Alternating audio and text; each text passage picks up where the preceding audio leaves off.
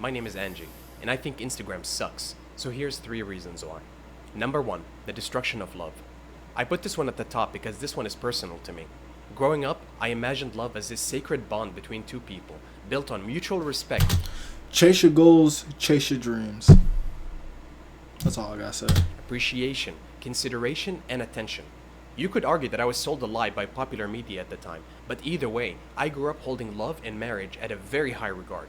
I was ready to devote myself to one girl, ready to love so much that I'd willingly give my life to her. Well, no. And then What the so- fuck am I shaking my head for? I was never no sound. Social media happened. Fuck. To say Instagram and other social media I get where you're platforms coming from, created though. anxiety about love Kinda, in my sorta. mind is an No, understatement. let me I let me swear. stop, bro. I was there. I wasn't sim like, bro. Oh my gosh, bro. Let me chill. I ain't better than nobody, but yeah, man. Fuck, bro. Doggy dog world out here, bro. That's why you gotta lock in, bro, and stay off social media. Just be you, bro. Don't even fuck all that other shit, bro. All that being on social media, comparing your life to the next man, bro. Not even worth it, bro. Grind, chase goals, chase dreams, do what you absolutely love, because we not on this earth forever. It feels like Instagram deliberately pushes the most disgusting, despicable, vile They human do. beings ever.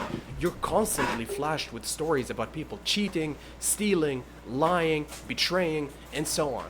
And while I'm at this point, let me just say, if you cheat on your loved ones, I genuinely hope you get hit by a car, then a train, then an airplane, then punched by Prime Mike Tyson, then Damn. finally incinerated by Gohan's final Kamehameha against Cell.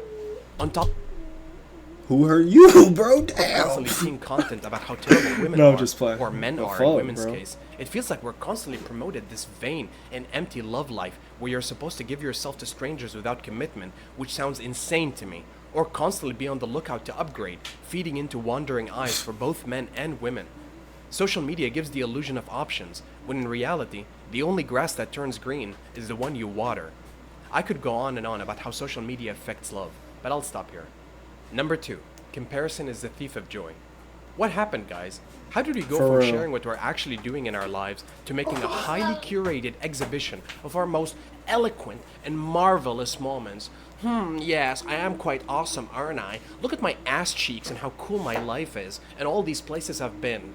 Oh, did you check my 28 photo album of my one-day overlay in Paris? Be sure to watch it and don't forget to like.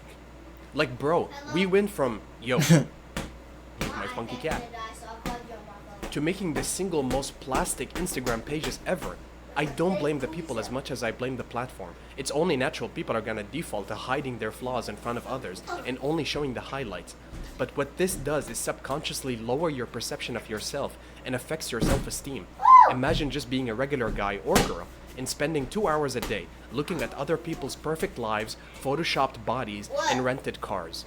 You'll slowly start to feel like they're living far cooler lives than you, and that you're missing out on all the fun they're having.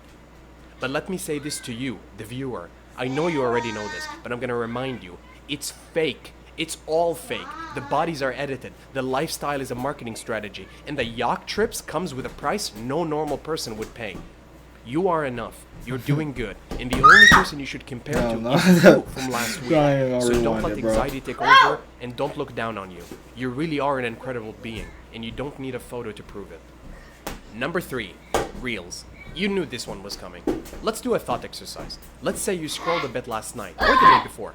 Can you name a single, and I mean one, thing you remember clearly from that scroll session? Did you learn something? Did you come across an art that evoked a real lasting emotion in you? Or has the short form of the content conditioned your mind to experience equally short form emotions and memories?